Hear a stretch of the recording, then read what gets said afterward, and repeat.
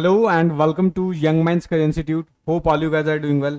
सो आज के लेक्चर में हम बात करने वाले हैं मोनोसेक्राइड्स के अंदर पाए जाने वाले जो रिएक्शंस है या जो मोनोसेक्राइड्स के अंदर जो रिएक्शंस होते हैं उनको हम आज के लेक्चर में डिस्कस करने वाले हैं, जहां पर आज हम कवर करने वाले हैं टॉटोमराइजेशन हो गया, रिडक्शन रिएक्शन हो गया, ऑक्सीडेशन हो गया, ओसाजोन हो गया, ग्लूकोसाइड्स हो गया। इन सारे रिएक्शंस के बारे में हम आज के लेक्चर में डिस्कस करने वाले हैं। तो अगर आप चैनल पर नए हैं और अब तक चैनल को सब्सक्राइब नहीं किया है तो आई अर्ज की चैनल को सब्सक्राइब कर लीजिए, अपने दोस्तों से शेयर कर लीजिए। तो चलिए फिर डायरेक्टली मूव करते हैं अपने मेन टॉपिक के ऊपर। लेकिन उससे पहले आप लोग हमारे एप्लीकेशन पे जाके असिस्टेंट प्रोफेसर जूलॉजी के कोर्सेज को एक बार चेकआउट कर सकते हैं। लिंक आपको डिस्क्रिप्शन में मिल जाएगा। कोर्स से रिलेटेड अगर आपको कुछ ज़्यादा जानकारी की जरूरत है तो आप डायरेक्टली मेरे व्हाट्सएप पे कनेक्ट कर सकते हैं, उसका लिंक भी डिस्क्रिप्शन में मिल जाएगा। तो चलिए फिर बात करते हैं और समझते हैं रिएक्शंस ऑफ मोनोसेक्राइड्स, यानी मोनोसेक्राइड्स के अंदर पाए जाने वाले रिएक्शंस को समझते हैं। ठीक है, तो सबसे पहला समझते हैं टॉटोमराइजेशन रिएक्शन। ठीक है, सबसे पहला क्या है टॉटोमराइजेशन रिएक्शन। और टॉटोमराइजेशन रिएक्शन को कीटो इनॉल रिएक्शंस भी बोलते हैं। इसको क्या बोलते हैं? कीटो इनॉल रिएक्शंस भी बोलते हैं। अब इसको कीटो इनॉल रिएक्शंस क्यों बोलते हैं? क्योंकि इस रिएक्शन के अंदर बेसिकली हाइड्रोजन की शिफ्टिंग होती है बिटवीन टू कार्बन एटम्स। यानी यहां पर क्या होगा कि दो कार्बन एटम्स के बीच में क्या शिफ्टिंग होने वाली है? हाइड्रोजन की शिफ्टिंग होने वाली है। तो ध्यान रखना कि इस रिएक्शन के अंदर बेसिकली क्या होगा? शिफ्टिंग होगी, shifting of hydrogen atom between two carbon atom. दो कार्बन एटम्स के बीच में क्या है? यहां पर आप देखोगे कि हाइड्रोजन की शिफ्टिंग हो रही है। ठीक है, तो इस चीज को आपको इसके बारे में ध्यान रखना है कि यहां पर हाइड्रोजन की शिफ्टिंग होगी। और ध्यान रखना है कि यहां पर जो फर्स्ट कार्बन होगा, एक जो कार्बन होगा वो कार्बन आपका एनोमेरिक कार्बन होता है। Anomeric carbon. अब ये एनोमेरिक कार्बन का मतलब क्या है? वो कार्बन जिसके ऊपर फंक्शनल ग्रुप प्रेजेंट है। ठीक है, क्या होगा? Functional group, functional group is present. यानी एक ऐसा कार्बन जिसके ऊपर फंक्शनल ग्रुप प्रेजेंट है उसको हम एनोमेरिक कार्बन बोलने वाले हैं यहां पर। तो ये चीज आपको ध्यान रखना है। ठीक है, तो अब सबसे पहले हम देखते हैं कि जो टॉटोमराइजेशन रिएक्शन है वो किस तरीके से यहां पर आपके मोनोसेक्राइड्स के अंदर होता है और इससे क्या प्रोडक्ट बनेंगे उसको भी एक बार चेकआउट करके देख लेते हैं। ठीक है, तो यहां पर आप जो डायग्राम देख रहे हो, ठीक है, ये जो डायग्राम आप देख रहे हो फ्रक्टोज का है और ये डायग्राम क्या है? ग्लूकोज का है। तो सबसे पहले मैं यहाँ पर एक बार डायग्राम आपको ड्रॉ कर देता हूँ ग्लूकोज का। तो ग्लूकोज मैंने आपको बताया था 6 कार्बन कंपाउंड है। सबसे ऊपर आपको क्या बनाना होता है? फंक्शनल ग्रुप बनाना होता है विच इज एल्डिहाइड। तो यहाँ पे CHO बना दिया। उसके बाद हमें क्या करना होगा? बाकी जितने कार्बन है उसको लिखा। सो एक के बाद 2 3 4 5 और 6 वाले में आपको लगाना है CH2OH। उसके बाद आपको इसको OH और H से बॉन्ड करना है। थर्ड वाला यहाँ पर इस साइड होगा और बाकी सारे इस साइड प्रेजेंट होते हैं इस तरीके से। ठीक है, सो ये जो डायग्राम आप देख रहे हो, ये जो डायग्राम है इसको आप बोलोगे ग्लूकोज। ठीक है, अब ग्लूकोज की भी बात करें तो ये कौन सा ग्लूकोज है? डी ग्लूकोज हो जाएगा। ठीक है, अब यहाँ पर देखते हैं कि टॉटोमराइजेशन रिएक्शन होता कैसे है। तो टॉटोमराइजेशन रिएक्शन के अंदर आप देखोगे कि हाइड्रोजन की शिफ्टिंग होनी है। अब हाइड्रोजन की शिफ्टिंग कैसे होगी तो उसको देखते हैं। तो यहाँ पर क्या है? ये वाला जो हाइड्रोजन है वो इधर की तरफ शिफ्ट होगा और ये जो डबल बॉन्ड है वो इधर की तरफ शिफ्ट होगा। ये क्या होगा? हाइड्रोजन इधर जाएगा और ये जो डबल बॉन्ड है यहाँ पर शिफ्ट होगा। और जब ऐसा हो जाएगा उसके बाद जो स्ट्रक्चर बनेगा वो स्ट्रक्चर कुछ ऐसा बनेगा कि यहाँ पर भी OH आ जाएगा, इधर ये H आ जाएगा और ये जो डबल बॉन्ड है जो पहले ऑक्सीजन के साथ था, डबल बॉन्ड शिफ्ट होकर यहाँ पर कार्बन के पास आ जाएगा और यहाँ पर भी आपका OH आ जाएगा, इधर ये H और बाद बाकी चीज़ें एज इट इज़ रहने वाली हैं। तो इसको हम फिर एज इट इज़ ही लिख देते हैं। तो यहाँ पर ये OH, फिर H, फिर ये OH, ये H और लास्ट में आप लिख दोगे CH2OH। सो बेसिकली ये क्या हो गया? ये स्ट्रक्चर बन गया। तो यहाँ पर स्पेशली जो आपको नोटिस करना है वो नोटिस करना है इस स्ट्रक्चर को। ये जो इतना स्ट्रक्चर है इसको आप ध्यान दो। तो आप देखोगे कि कार्बन कार्बन के बीच में डबल बॉन्ड प्रेजेंट है। तो जब कार्बन कार्बन के बीच में जब डबल बॉन्ड प्रेजेंट होता है तो डबल बॉन्ड के लिए हम लगाते हैं इन। तो ये क्या हो जाएगा? इन वर्ड यूज करेंगे डबल बॉन्ड के लिए। और यहाँ पर आप देखोगे कि इन दोनों एडजेसेंट कार्बन पे OH ग्रुप प्रेजेंट है। ठीक है, और OH है तो इसके लिए जब नेमिंग करते हैं तो इसके लिए क्या यूज करेंगे? डायोल बोलेंगे। ठीक है, तो ये जो स्ट्रक्चर ओवरऑल बन के आया है इसी स्ट्रक्चर को हम क्या बोलते हैं? इन डायोल। इसको क्या बोलेंगे? इन डायोल बोलेंगे। तो ये नाम आपको याद रखना है कि ये एक इन डायोल है और ये जो इन डायोल है ये आपका एज अ इंटरमीडिएट की तरह वर्क करेगा। ये किसकी तरह वर्क करेगा, इंटरमीडिएट की तरह वर्क करेगा, क्योंकि इस इंटरमीडिएट की वजह से ये जो इन डायोल बना है, इस इंटरमीडिएट की वजह से क्या है, दूसरे फॉर्म्स बन सकते हैं। यानी इस इंटरमीडिएट या ये जो इन डायोल है, अगर हम मोनोसेक्राइड्स को कुछ समय तक के लिए बेसिक सॉल्यूशन के लिए अंदर या एल्कलाइन सॉल्यूशन के अंदर छोड़ देते हैं, तो ये जो इन डायोल है ये आइसोमराइज हो जाता है आपके फ्रक्टोज के अंदर, और दूसरा है आपका मेनोज के अंदर। ये किस में कन्वर्ट हो जाएगा, मेनोज के अंदर।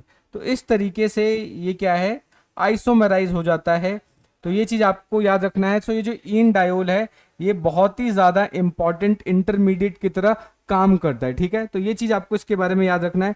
सो यही डायग्राम हमने यहाँ पे बना रखा है। तो देखो यहाँ पर ये ग्लूकोज वाला था, तो ग्लूकोज वाले में क्या होगा, इस वाले बॉन्ड की शिफ्टिंग इधर होगी और ये जो H है उधर चला जाएगा। तो इस बेसिस पे हमारे पास ये स्ट्रक्चर बन के आया, जिसको हम क्या बोलते हैं, इन डायोल बोलेंगे, ठीक है। और ये एज अ इंटरमीडिएट की तरह वर्क करेगा, क्योंकि यही क्या है, किसमें कन्वर्ट हो सकता है, आपका मैनोज में भी कन्वर्ट हो सकता है, और यही चाहे तो फ्रक्टोज में भी कन्वर्ट हो सकता है, ठीक है। आपको मैंने मैनोज के बारे में बता ही दिया था कि मैनोज बेसिकली क्या होता है, C2 एपिमर होता है ग्लूकोज। और अगर हम मैनोज को चेक करते हैं तो बेसिकली ये क्या है, C2 एपिमर होता है। ये लास्ट लेक्चर में हमने डिस्कस किया था। अगर आपने वो लेक्चर नहीं देखा है तो आई अर्ज की एक बार जाकर जरूर देख लीजिए, सो दैट के जो डायग्राम्स हम बना रहे हैं वो आसानी से आप समझ पाओ, ठीक है। तो इस तरीके से आपको ध्यान रखना है कि इन डायोल एक इंटरमीडिएट है जो बेसिकली ग्लूकोज, फ्रक्टोज और मैनोज को आपस में इंटर कन्वर्ट कर देता है या उनको आपस में आइसोमराइज कर देता है, ठीक है। तो ये जो रिएक्शन है जहां पर शिफ्टिंग हो रही है हाइड्रोजन की, इसी रिएक्शन को हम क्या बोल रहे हैं, टॉटोमराइजेशन रिएक्शन, या इसी को इनोलाइजेशन बोलेंगे। तो यहाँ पर बेसिकली हुआ क्या था, शिफ्टिंग हुई थी, शिफ्टिंग ऑफ हाइड्रोजन एटम। तो ये बात याद रखेंगे आप, अगर हाइड्रोजन की शिफ्टिंग होती है तब उसको क्या बोलेंगे कि ये टॉटोमराइजेशन रिएक्शन होगा। अब यही चीजों को मैंने यहाँ पर क्या है पीपीटी में लिख रखा है, तो एक फटाक से इसको एक बार देख लेते हैं, सो दैट कि आपको सारे पॉइंट्स क्लियर हो जाए। सो वो प्रोसेस जहां पर हाइड्रोजन एटम की एक कार्बन से दूसरे कार्बन पे शिफ्टिंग होती है और जिसकी वजह से इन डायोल्स का फॉर्मेशन होता है, ऐसे रिएक्शन को टॉटोमराइजेशन रिएक्शन बोलते हैं, ठीक है। अब क्या होगा, ऐसे शुगर जिसके अंदर एनोमेरिक कार्बन प्रेजेंट होते हैं। एनोमेरिक कार्बन का मतलब एक ऐसा कार्बन जिसके ऊपर फंक्शनल ग्रुप प्रेजेंट होता है। क्या प्रेजेंट होगा, फंक्शनल ग्रुप प्रेजेंट होगा, ठीक है। वही टॉटोमराइजेशन रिएक्शन के अंदर जाते हैं इन अल्कलाइन सॉल्यूशन, ठीक है। ये चीज आपको याद रखना है। नेक्स्ट इंपॉर्टेंट चीज कि अगर ग्लूकोज को हम अल्कलाइन सॉल्यूशन के अंदर कुछ घंटों तक के लिए रख देते हैं, तब वो किस में कन्वर्ट हो सकता है, डी फ्रक्टोज और डी मैनोज में कन्वर्ट हो जाता है। तो हमने फ्रक्टोज का डायग्राम बनाना भी सीखा था और मैनोज का डायग्राम भी बनाना सिखाया था। कि मैनोज आपको मैंने बताया था एक ग्लूकोज का C2 एपिमर होता है, और यहाँ पर बेसिकली ये क्या है, फ्रक्टोज कीटोज शुगर है, तो यहाँ पर कीटोन ग्रुप प्रेजेंट होगा सेकंड कार्बन पे। ये चीज आपको इसके बारे में याद रखना है, ठीक है। सो डायग्राम बनाना मैंने आपको लास्ट लेक्चर में सिखाया था, अगर नहीं देखा है आपने वो वीडियो तो एक बार जाकर जरूर देख लीजिए। इससे क्या है कि आपको जो डायग्राम बनाने हैं, जो इस तरीके से जो डायग्राम कॉम्प्लेक्स दिख रहे हैं, वो कॉम्प्लेक्स डायग्राम आप आसानी से बना पाओगे, ठीक है। नेक्स्ट अब बात करते हैं, ये जो आप जो रिएक्शन देख रहे हो, ठीक है, इस रिएक्शन को बेसिकली बोला जाता है लॉबरी डी ब्रायन एंकेस्टीन ट्रांसफॉर्मेशन रिएक्शन, ठीक है, ध्यान रखना है। और इस रिएक्शन के अंदर एक कॉमन इंटरमीडिएट बनता है जिसको इनिडायोल बोलते हैं, और ये क्या है, इन डायोल से तीनों शुगर्स के अंदर कन्वर्ट किया जा सकता है, ठीक है। और ये जो पॉइंट अभी आप देख रहे हो, ये सबसे ज्यादा इंपॉर्टेंट पॉइंट है, इसको आपको अच्छे से याद रखना है, बिकॉज इससे हम बहुत सारी चीजें आगे सॉल्व करने वाले हैं, ठीक है। तो जनरली क्या है, अगर कोई शुगर एल्कलाइन सॉल्यूशन में प्रेजेंट है, अगर कोई शुगर एल्कलाइन सॉल्यूशन में प्रेजेंट है, तब वो as a powerful reducing agent की तरह वर्क करेगा। तो इस पॉइंट को आपको अच्छे से रट लेना है कि कोई भी शुगर एल्कलाइन सॉल्यूशन के अंदर पावरफुल रिड्यूसिंग एजेंट की तरह वर्क करता है, ठीक है। तो इस चीज को आप याद रखेंगे। नेक्स्ट आप बात करते हैं रिड्यूसिंग प्रॉपर्टी। अब क्योंकि रिड्यूसिंग नेचर का है तो रिड्यूसिंग प्रॉपर्टी कैसे समझते हैं इसको समझ लेंगे, ठीक है। जनरली अगर हम बात करें तो जितने भी जो शुगर्स हैं उनको हम दो पार्ट में डिवाइड कर सकते हैं। तो कुछ शुगर होते हैं आपके रिड्यूसिंग शुगर और कुछ शुगर होते हैं नॉन रिड्यूसिंग शुगर, ठीक है। अब ये जो रिड्यूसिंग और जो नॉन रिड्यूसिंग शुगर है, बेसिकली इसको हम कैसे क्लासिफाई करते हैं उसको समझते हैं। जनरली जब बॉन्ड का फॉर्मेशन हो रहा होता है, ग्लाइकोसिडिक बॉन्ड बनते हैं, जब बहुत सारे मोनोसेक्राइड्स आपस में रिएक्ट करके एक कॉम्प्लेक्स मतलब कि सेक्राइड्स का फॉर्मेशन करते हैं, उस कंडीशन में अगर एल्डिहाइड या कीटोन ग्रुप फ्री है, अगर किसी सैकराइड के अंदर एल्डिहाइड या कीटोन ग्रुप फ्री है तो ऐसे शुगर को हम रिड्यूसिंग शुगर बोलेंगे। बट अगर यहां पर एल्डिहाइड एल्डिहाइड और जो कीटोन ग्रुप है वो नॉट फ्री, वो फ्री नहीं है, तब उस कंडीशन में जो शुगर होगा उसको हम क्या नाम देंगे, उसको नाम देंगे नॉन रिड्यूसिंग शुगर। ठीक है। अब रिड्यूसिंग शुगर का पता करने के लिए हमारे पास बहुत सारे टेस्ट होते हैं। ठीक है, जिसके अंदर आपका बेनेडिक्ट टेस्ट हो गया, फेलिंग टेस्ट हो गया, बारफोर्ड टेस्ट हो गया, इसका यूज हम कर लेते हैं। ठीक है, तो सबसे पहले मैं बेनेडिक्ट टेस्ट के बारे में आपको थोड़ा सा बता देता हूं। ठीक है, बेनेडिक्ट टेस्ट की अगर हम बात करें तो बेनेडिक्ट सोल्यूशन क्या होता है, कॉपर सल्फेट का सोल्यूशन होता है और ये बेसिकली क्या है, ब्लू कलर का सोल्यूशन है। ठीक है, अब इस सोल्यूशन का हम यूज करते हैं फाइंड आउट करने के लिए रिड्यूसिंग शुगर के अमाउंट को, कि जो गिवन सोल्यूशन है उसके अंदर रिड्यूसिंग शुगर है कि नहीं है। इवन यूरिन के अंदर ग्लूकोज का या रिड्यूसिंग शुगर का अमाउंट को चेक करने के लिए भी हम बेनेडिक्ट टेस्ट यूज कर सकते हैं। ठीक है, अब बेनेडिक्ट टेस्ट में होता क्या है कि बेनेडिक्ट टेस्ट को क्या करेंगे कि जो भी हमारे पास सॉल्यूशन है जिसके अंदर हमें टेस्ट करना है उसके अंदर हम क्या करेंगे, सिंपल सा ये बेनेडिक्ट सॉल्यूशन यानी कॉपर सल्फेट का सॉल्यूशन क्या कर देंगे, मिक्स कर देंगे। ठीक है, अब जैसे कॉपर सल्फेट का सॉल्यूशन मिक्स करेंगे तो इस कंडीशन में जो कॉपर है वो +2 आयंस में प्रेजेंट होगा। ठीक है, अब ये क्या करेगा, ये शुगर को इन डायोल्स में कन्वर्ट कर देगा। अब ये जब इन डायोल्स में कन्वर्ट होगा और ये जो कॉपर है, ये जो Cu+2 है, ये रिड्यूस होकर Cu+1 में कन्वर्ट होगा। ठीक है, अब ये जैसे ही +1 में कन्वर्ट होगा और उसके बाद जाके जैसे ही CuOH ट्वाइस बनता है, CuOH ट्वाइस बनते ही इस कंडीशन में जो कलर होगा सॉल्यूशन का वो येलो कलर का आ जाता है। ये कैसा आएगा, येलो कलर का आएगा। जब भी अगर सॉल्यूशन का कलर येलो आता है, ये चीज आपको याद रखना है कि अगर सॉल्यूशन का कलर येलो आएगा, ठीक है, येलो आ रहा है तो उसका मतलब क्या है कि उसके अंदर लो अमाउंट में रिड्यूसिंग शुगर प्रेजेंट है। लेकिन वही अगर बात करें कि सिंपल सा वही अगर रेड कलर में आ रहा है तो रेड कलर होगा तो Cu2 का होगा, ये चीज आपको याद रखना है। सो रेड कलर होगा Cu2 का और येलो कलर होगा CuOH का। ठीक है, तो ये चीज आपको याद रखना है। और ये बेसिकली क्या है, अगर रेड कलर आ रहा है तो उसका मतलब है कि उसके अंदर जो रिड्यूसिंग शुगर है उसकी जो क्वांटिटी है वो बहुत ज़्यादा हाई होगी। ये चीज़ आपको याद रखना है। ठीक है, सो जो रिडक्शन होता है वो मच मोर एफिशिएंट होगा एल्कलाइन मीडियम में, ये चीज़ आपको याद रखना है। अगर शुगर का हमें रिडक्शन करवाना है तो एल्कलाइन मीडियम उसके लिए सबसे बेस्ट होगा, ये चीज़ आपको याद रखना है। तो बेनेडिक्ट टेस्ट हमें क्या बताता है, बेनेडिक्ट टेस्ट बेसिकली हमें रिड्यूसिंग शुगर है कि नहीं है उसको पहचानने में मदद करता है। ठीक है, अगर सॉल्यूशन का कलर, जैसे सपोज करो कि हमारे पास एक टेस्ट ट्यूब है, उसके अंदर हमने सॉल्यूशन लिया, चेक करना है कि इसके अंदर बेनेडिक्ट मतलब कि इसके अंदर रिड्यूसिंग शुगर है कि नहीं है, तो इसके ऊपर हम क्या करेंगे, बेनेडिक्ट सॉल्यूशन ऐड करेंगे। बेनेडिक्ट सॉल्यूशन ऐड करने के बाद थोड़ा सा इसको गर्म करेंगे। गर्म करने के बाद अगर वो ब्लू कलर का ही रह जाता है तो उसका मतलब है कि उसके अंदर रिड्यूसिंग शुगर नहीं है।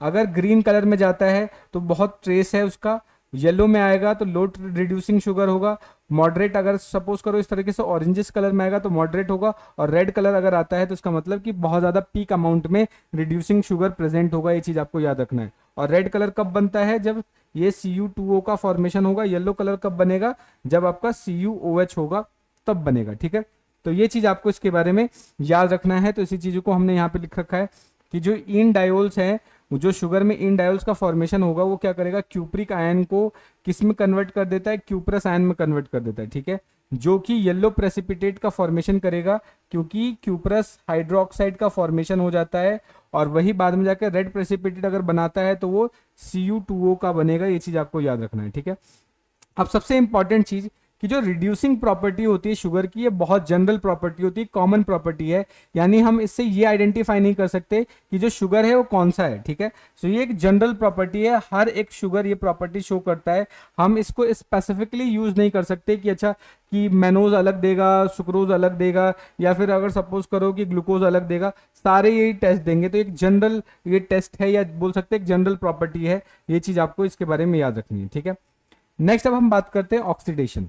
ऑक्सीडेशन क्या है कि ऑक्सीडेशन एक ऐसा प्रोसेस है जहां पे सिंपल सा आपने पढ़ा होगा कि एडिशन ऑफ ऑक्सीजन होता है। ठीक है, तो एक चीज आपको याद रखना है, एक छोटा सा मैं आपको बेसिकली एक लीनियर एग्जांपल्स दे रहा हूं जिसको आपको याद रखना है। ठीक है, अगर सपोज करो कि मेरे पास सिंपल एल्केन है, ठीक है, अगर एल्केन है उसको अगर ऑक्सीडाइज कर देते हैं तो अल्कोहल बनता है। ठीक है, एल्कोहल को फर्दर ऑक्सीडाइज करेंगे तो वो एल्डिहाइड या कीटोन्स का फॉर्मेशन करता है, और कीटोन और एल्डिहाइड को फर्दर और ऑक्सीडाइज करेंगे तो वो कार्बोक्सिलिक एसिड या एसिड का फॉर्मेशन करता है। ये सीक्वेंस होता है। सेम एज अगर इसका रिडक्शन की बात करें, अगर हम रिडक्शन करवाते हैं तो अगर हम एसिड का रिडक्शन करेंगे तो एल्डिहाइड बनेगा, एल्डिहाइड का रिडक्शन करवाएंगे तो एल्कोहल बनेगा, एल्कोहल का फर्दर रिडक्शन करवा देंगे तो एल्केन बनेगा। ये सिंपल सा एक लॉजिक है जो आपको याद रखना है, ठीक है। अब यहाँ पर जब अगर सपोज करो कि ग्लूकोज का ऑक्सीडेशन करवाते हैं या किसी भी मोनोसेक्राइड्स का ऑक्सीडेशन करवाते हैं तो हमें क्या देखने को मिलता है, ठीक है। तो ये जो इधर आप डायग्राम आप देख रहे हो, ये जो डायग्राम आप देख रहे हो, ये ग्लूकोज का डायग्राम है, ठीक है। यहाँ पे जो सबसे C1 जो एनोमेरिक कार्बन है, ये आपका एनोमेरिक कार्बन है, क्योंकि यहाँ पर फंक्शनल ग्रुप प्रेजेंट है तो ये एनोमेरिक कार्बन है। अब ये जो एनोमेरिक कार्बन है, इसके अंदर इसको अगर ऑक्सीडाइज करते हैं, ठीक है, और ऑक्सीडाइजिंग एजेंट है ज्यादा स्ट्रांग नहीं है, वीक टाइप का है, ठीक है, तो वो क्या करेगा, सिर्फ और सिर्फ एल्डिहाइड को ऑक्सीडाइज करेगा। तो जैसे ही एल्डिहाइड ऑक्सीडाइज होगा तो एल्डिहाइड किस में ऑक्सीडाइज हो जाता है, एसिड में, तो यहाँ पर ये कार्बोक्सिलिक एसिड आ जाएगा, और बाकी चीजें क्या है, as such as it is है, इनमें कोई बदलाव नहीं हुआ है। सिर्फ CHO किस में कन्वर्ट हो गया, COH में कन्वर्ट हो गया। तो जैसे ही COH में कन्वर्ट होगा तो ये जो कंपाउंड बन के आएगा, इसको हम क्या नाम देंगे, ग्लूकोनिक एसिड बोलेंगे, यानी ग्लूकोज किस में कन्वर्ट हो जाएगा, ग्लूकोनिक एसिड में कन्वर्ट हो जाएगा, ठीक है। सेम एज अगर सपोज करो यहाँ पर ये जो आप डायग्राम आप देख रहे हो, ठीक है, तो ये क्या हो गया, ग्लूकोनिक एसिड का डायग्राम हो गया। नेक्स्ट अगर हम बात करते हैं कि दूसरा एग्जाम्पल ले लेते हैं कि नीचे वाला ये जो CH2OH है, इसका ऑक्सीडेशन हो जाए, यानी ऊपर वाला तो एज इट इज ही रहे, CHO CHOH4, और ये जो नीचे वाला एल्कोहल है ये कन्वर्ट हो जाए एसिड में, ठीक है, तो इसको बोलते हैं ग्लूक्रोनिक, इसको क्या बोलेंगे, ग्लूक्रोनिक एसिड बोलते हैं। तो ये चीज आपको इसके बारे में याद रखना है। तो नीचे वाला होगा तो ग्लूक्रोनिक एसिड, ऊपर वाला होगा तो ग्लूकोनिक एसिड, ठीक है। तो ये चीज आपको इसके बारे में याद रखना है। नेक्स्ट अगर हमारे पास स्ट्रॉन्ग ऑक्सीडाइजिंग एजेंट है जैसे HNO3 क्या है कि स्ट्रॉन्ग ऑक्सीडाइजिंग एजेंट है, तो अब ये क्या करेगा कि इस एनोमेरिक कार्बन को भी ऑक्सीडाइज कर देगा, और ये जो लास्ट वाला सिक्स कार्बन वाला अल्कोहल है इसको भी ऑक्सीडाइज कर देगा, और दोनों को किस में ऑक्सीडाइज कर देगा, इस तरीके से एसिड में ऑक्सीडाइज कर देगा, ठीक है। तो ये जो कंपाउंड बन के आता है इसको हम बोलते हैं सैकरिक एसिड, इसको क्या बोलेंगे, सैकरिक एसिड बोलेंगे, ठीक है। तो ये चीज आपको इसके बारे में याद रखना है, ठीक है। नेक्स्ट आप बात करते हैं रिडक्शन मैंने आपको बता ही दिया था। रिडक्शन के लिए हमें एक रिड्यूसिंग एजेंट की जरूरत पड़ेगी, और रिड्यूसिंग एजेंट हमारे पास यहाँ पर क्या है, सोडियम अमलगम है, ठीक है। तो जनरली होता क्या है कि जब मोनोसेक्राइड्स को रिड्यूस करेंगे तो यहाँ पे जो अल्कोहल वाला ग्रुप है वो किस में कन्वर्ट हो, ये जो कीटोन या एल्डिहाइड वाला ग्रुप है ये किस में कन्वर्ट हो जाता है, अल्कोहल वाले ग्रुप में कन्वर्ट हो जाएगा, ठीक है। इसके बेसिस पे यहाँ पे रिडक्शन के कुछ कंपाउंड्स है जो मैंने आपको बना के रख रखा है। जैसे अगर ग्लूकोज रिड्यूस होगा तो डीसॉर्बिटॉल का फॉर्मेशन करता है, ग्लैक्टोज रिड्यूस होगा तो डल्सिटॉल का फॉर्मेशन करेगा, मैनोज होगा तो मैनिटॉल करेगा, फ्रक्टोज है तो मैनिटॉल और सॉर्बिटॉल बना देगा, राइबोस है तो राइबिटॉल करेगा। तो ये थोड़ा सा रटने वाली चीजें हैं जिसको आपको रटना है। और यहाँ पे जो डायग्राम आप देख रहे हो ये इनके स्ट्रक्चर है। फॉर एग्जाम्पल ये हमारा ग्लूकोज है, ऊपर ये जो फर्स्ट एनोमेरिक कार्बन है ये आपका एल्डिहाइड ग्रुप हो गया, और ये लास्ट वाला अल्कोहल ग्रुप हो गया। तो इसका रिडक्शन करेंगे तो एल्डिहाइड किस में कन्वर्ट हो जाएगा, अल्कोहल में, तो रिडक्शन के बाद अल्कोहल में कन्वर्ट हो गया, बाकी ये चीज एज इट इज है तो ये सॉर्बिटॉल हो जाएगा, ठीक है।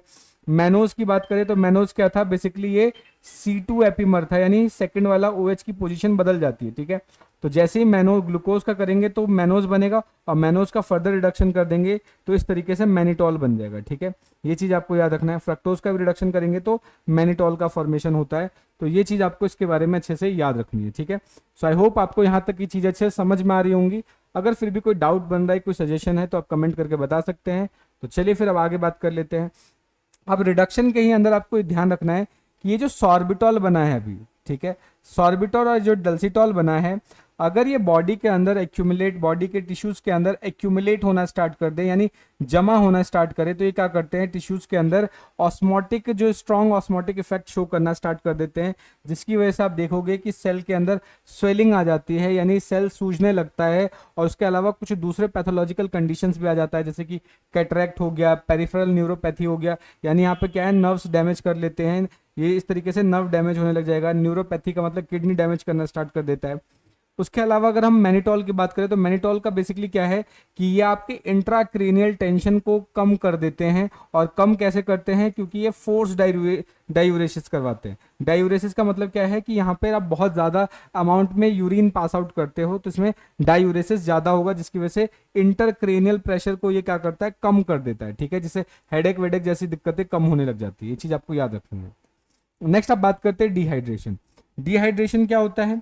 डिहाइड्रेशन बेसिकली एक ऐसा प्रोसेस है जहां पर वाटर रिमूव होता है। ठीक है, तो क्या होगा? Removal of water.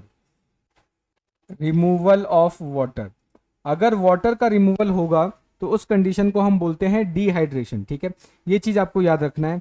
अब डिहाइड्रेशन के लिए हमें डिहाइड्रेटिंग एजेंट का यूज करना पड़ता है, और डिहाइड्रेटिंग एजेंट हमारा होता है कंसंट्रेटेड H2SO4 यानी कंसंट्रेटेड सल्फ्यूरिक एसिड। अब ये जो चीज आपको रटनी है, जो याद रखनी है कि अगर हेक्सोस शुगर का डिहाइड्रेशन होता है तब वो बनाएगा हाइड्रोक्सी मिथाइल फर्फ्यूरल। ठीक है, क्या बनाएगा? Hydroxy methyl furfural. और उसके अलावा 3 वाटर मॉलिक्यूल ये रिड्यूस करता है। ये चीज आपको याद रखना है। लेकिन अगर हम पेंटोज की बात करें तो पेंटोज क्या करेगा? पेंटोज शुगर अगर रिड्यूस करता है तो सिर्फ और सिर्फ फर्फ्यूरल बनाएगा। ठीक है, अब ये जो फर्फ्यूरल है वो नेप्थलॉन के साथ रिएक्ट करके कुछ कलर कंपाउंड बनाता है, जो मॉलिस टेस्ट का बेसिकली मॉलिस टेस्ट में यूज किया जाता है। ये चीज आपको याद रखना है। तो ये आप देख रहे हो, ये 6 कार्बन कंपाउंड है। अगर इससे 3 हाइड्रोजन मॉलिक्यूल यानी 3 वाटर रिलीज हो जाएंगे तो ये जो कंपाउंड बनेगा इसको क्या बोलेंगे? हाइड्रोक्सी मिथाइल फर्फ्यूरल बोलेंगे। ठीक है, सेम एज अगर 5 कार्बन कंपाउंड की बात करें तो ये जब 3 मॉलिक्यूल वाटर रिमूव करेगा तो ये जब बनेगा तो सिर्फ और सिर्फ फर्फ्यूरल का फॉर्मेशन करता है। ये चीज आपको इसके बारे में याद रखना है। ठीक है, नेक्स्ट अब बात करते हैं बाइल टेस्ट। अगर हम बाइल टेस्ट की बात करें तो बाइल टेस्ट में बेसिकली होता क्या है कि जो पेंटोज शुगर है, ठीक है, वो जब स्ट्रॉन्ग HCl के साथ रिएक्ट करेगा, यानी कि सिंपल सा डिहाइड्रेटिंग एजेंट के साथ रिएक्ट करेगा, तो पेंटोज शुगर क्या करता है? फर्फ्यूरल का फॉर्मेशन करेगा। अब ये जो फर्फ्यूरल है ये जब ऑर्निसॉल के साथ रिएक्ट करेगा तो ये जो कंपाउंड आप देख रहे हो ये आपका ऑर्निसॉल है। ठीक है, तो जब ये ऑर्निसॉल के साथ रिएक्ट करेगा तो ग्रीन कलर का कॉम्प्लेक्स बनाता है। ये चीज आपको याद रखना है। और ये जो ग्रीन कलर का कॉम्प्लेक्स है इसका हम यूज करते हैं यूरिन के अंदर जाइलूलोज के, जो जाइलोज है इसके क्वांटिटी को चेक करने के लिए, क्योंकि ये जो क्वांटिटी है ये पेंटोसूरिया की कंडीशन में देखने को मिलती है। तो इसको टेस्ट करने के लिए हम बाइल टेस्ट यूज करते हैं। ये चीज आपको याद रखना है। ठीक है, नेक्स्ट अब बात करते हैं म्यूकिक एसिड टेस्ट। अभी क्या होगा कि जब ग्लैक्टोज को हम नाइट्रिक एसिड के साथ ट्रीट करवाते हैं तब वो म्यूकिक एसिड का क्रिस्टल्स का फॉर्मेशन करता है। तो आप ये देख रहे हो क्या है? ग्लैक्टोज है, और मैंने आपको बताया था कि जो ग्लैक्टोज है वो C4 एपीमर होता है, एपीमर ऑफ ग्लूकोज। ये हमने पढ़ ही रखा था लास्ट लेक्चर्स के अंदर। तो C4 एपीमर होता है, यानी यहाँ पे 4th कार्बन वाला जो ये जो OH है वो इस साइड प्रेजेंट होता है, लेफ्ट हैंड साइड प्रेजेंट होता है, इसलिए इसको हम C4 एपीमर बोलते हैं। तो जब इसको हम HNO3 के साथ पास आउट करेंगे तो HNO3 का काम क्या होगा? ये ऑक्सीडाइजिंग एजेंट है, तो ये क्या करेगा? ऑक्सीडाइज कर देगा। किसको ऑक्सीडाइज करेगा? ये जो एल्कोहल वाला ग्रुप है इसको भी कर देगा, और ये जो एल्कोहल वाला ग्रुप है, सॉरी ये जो एल्डिहाइड वाला ग्रुप है, ये एल्डिहाइड वाला ग्रुप है, इसको किस में कन्वर्ट करेगा? एसिड में। और ये जो आपका एल्कोहल वाला है इसको भी किस में कन्वर्ट कर देगा? एसिड में। ठीक है, जिसकी वजह से ये ग्लैक्टारिक एसिड बनता है, जिसको हम म्यूकिक एसिड भी बोलते हैं। तो जो ग्लैक्टारिक एसिड है इसको म्यूकिक एसिड भी बोला जाता है। तो आपको ये नाम याद रखना है इसके बारे में। ठीक है, सो आई होप आपको ये सारी चीज़ें अच्छे समझ में आ रही होंगी। अगर डाउट बन रहा है, कोई सजेशन है तो आप कमेंट करके बता सकते हैं। ठीक है, नेक्स्ट अब हम बात करते हैं ओसाजोन फॉर्मेशन।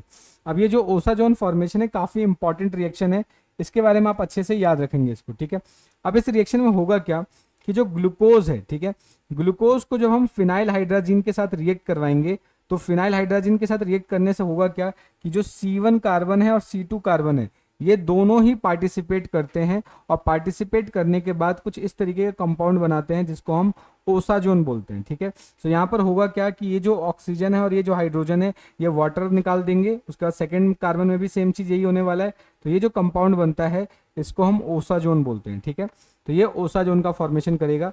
तो ये चीज़ आपको इसके बारे में याद रखना है। ठीक है, तो यही चीज़ हमने लिखा है कि जो शुगर हैं जिनका कॉन्फ़िगरेशन अलग अलग होता है वो भी सेम टाइप के ओसाजोन ही फॉर्मेशन करेंगे। ये चीज़ आपको याद रखना है। ठीक है, अगर हम ग्लूकोज, फ्रक्टोज और मैनोज की बात करें तो ये निडल शेप टाइप के ओसाजोन बनाते हैं। लेकिन अगर रिड्यूसिंग सैकराइड्स की बात करें, जैसे माल्टोज हो गया, वो सनफ्लावर शेप का बनाएगा। लैक्टोज की बात करें तो वो पाउडर शेप बनाएगा। तो डायग्राम में आपको याद रखना है कि जो आपके सिंगल से मोनोसेक्राइड्स होते हैं वो निडल शेप ओसाजोन बनेगा। उसके बाद माल्टोज की बात करें तो सनफ्लावर शेप, और अगर लैक्टोज की बात करें तो ये कैसा होगा, आपका कॉटन बॉल या फिर बोल सकते हैं पाउडर बॉल के शेप का ओसोजन का फॉर्मेशन करता है। तो ये चीज़ आपको इसके बारे में अच्छे से याद रखनी है, ठीक है। नेक्स्ट आप बात करते हैं एस्टर फॉर्मेशन। अब एस्टर फॉर्मेशन कैसे होता है कार्बोहाइड्रेट्स के अंदर, उसको समझते हैं। कार्बोहाइड्रेट्स के अंदर एस्टर फॉर्मेशन करना बेसिकली एक एंजाइमेटिक और नॉन एंजाइमेटिक दोनों तरीके का रिएक्शन होगा, ठीक है। अब इसके अंदर होगा क्या कि जब कार्बोहाइड्रेट फॉस्फोरिक एसिड के साथ रिएक्शन करता है, उस कंडीशन में जाके यहाँ पर क्या है कि फॉस्फेट्स का फॉर्मेशन होगा, ठीक है। जैसे कि ग्लूकोज 6 फॉस्फेट हो गया या ग्लूकोज 1 फॉस्फेट हो गया, इस तरीके से इसका फॉर्मेशन होगा। अब ये फॉर्मेशन होगा कैसे कि जब ग्लूकोज है, ग्लूकोज पे जब एटीपी आके अटैच होता है, एटीपी रिएक्ट करता है, तो एटीपी कन्वर्ट हो जाता है एडीपी में, यानी यहाँ पे 3 फॉस्फेट थे और यहाँ पे 2 फॉस्फेट होगा। तो ये जो एक फॉस्फेट यहाँ से निकला है वो जाके क्या होगा, 6th पोजीशन पे जाके जब ऐड हो जाएगा तब उसको बोल देंगे ग्लूकोज 6 फॉस्फेट, ठीक है। अब एक चीज आपको और याद रखना है कि जो ग्लूकोज 6 फॉस्फेट है या ग्लूकोज 1 फॉस्फेट है, ये आपस में इंटर कन्वर्टेबल है, लेकिन उसके लिए आपको एक एंजाइम की रिक्वायरमेंट पड़ती है जिसको हम बोलते हैं फॉस्फोग्लूकोम्यूटेज, ठीक है। क्या पड़ेगी, फॉस्फोग्लूकोम्यूटेज। तो इस एंजाइम का आपको नाम याद रखना है, ठीक है।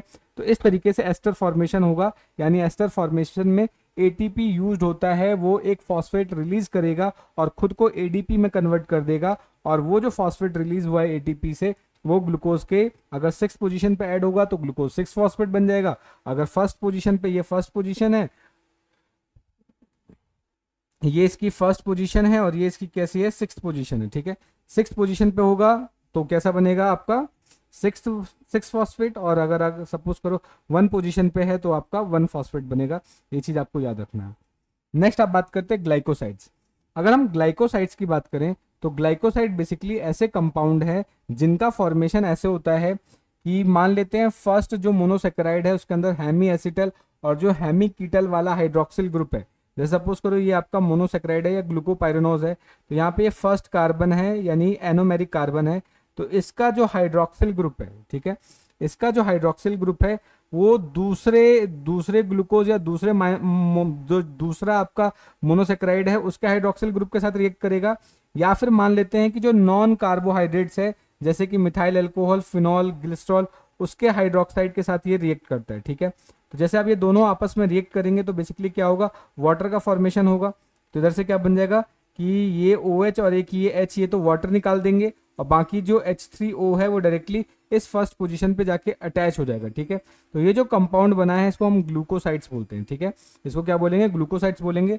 और ग्लूकोसाइड्स आपस में ग्लाइकोसिडिक बॉन्ड से अटैच्ड होते हैं, ये चीज आपको इसके बारे में याद रखना है, ठीक है।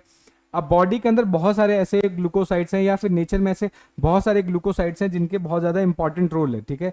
जिसमें से अगर हम बात करें ग्लूकोवेनिलिन की, तो बेसिकली क्या है, वेनिलिन डी ग्लूकोसाइड्स होता है। ये एक नेचुरल सब्सटेंस है और इसका यूज हम करते हैं वेनिला फ्लेवर के लिए, ठीक है। ये चीज़ आपको याद रखना है।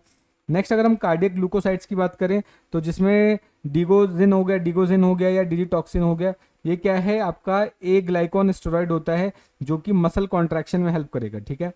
नेक्स्ट अगर हम स्ट्रेप्टोमाइसिन की बात करें तो ये एक एंटीबायोटिक है जिसका यूज हम ट्यूबरक्लोसिस के ट्रीटमेंट में करने के लिए करते हैं और ये भी एक टाइप का ग्लूकोसाइड्स है, ठीक है। नेक्स्ट है उबेन, इसका नाम याद रखना है उबेन का। ये क्या करता है, सोडियम पोटेशियम एटीपेज पंप है, इसको ब्लॉक कर देता है, ठीक है। और इसकी वजह से क्या है, क्या करेगा, ATPase and block the active transport. ये सोडियम पोटेशियम पंप को इनहिबिट करके एक्टिव ट्रांसपोर्ट को ये क्या कर देता है, ब्लॉक कर देता है। ये चीज आपको याद रखना है, ठीक है। नेक्स्ट एक है फ्लोरिजिन, ठीक है। फ्लोरिनिज का काम क्या है कि ये किडनी को डैमेज कर देता है, ये चीज आपको इसके बारे में याद रखना है। तो इसी के साथ जो हमारा आज का लेक्चर है वो यहीं पे समाप्त होता है। होप आपको सारी चीजें अच्छे समझ में आ गई होंगी। अगर फिर भी कोई डाउट है, कोई सजेशन है तो आप कमेंट करके बता सकते हैं। मिलते हैं नेक्स्ट वीडियो में, तब तक ले जय हिंद दोस्तों, थैंक यू।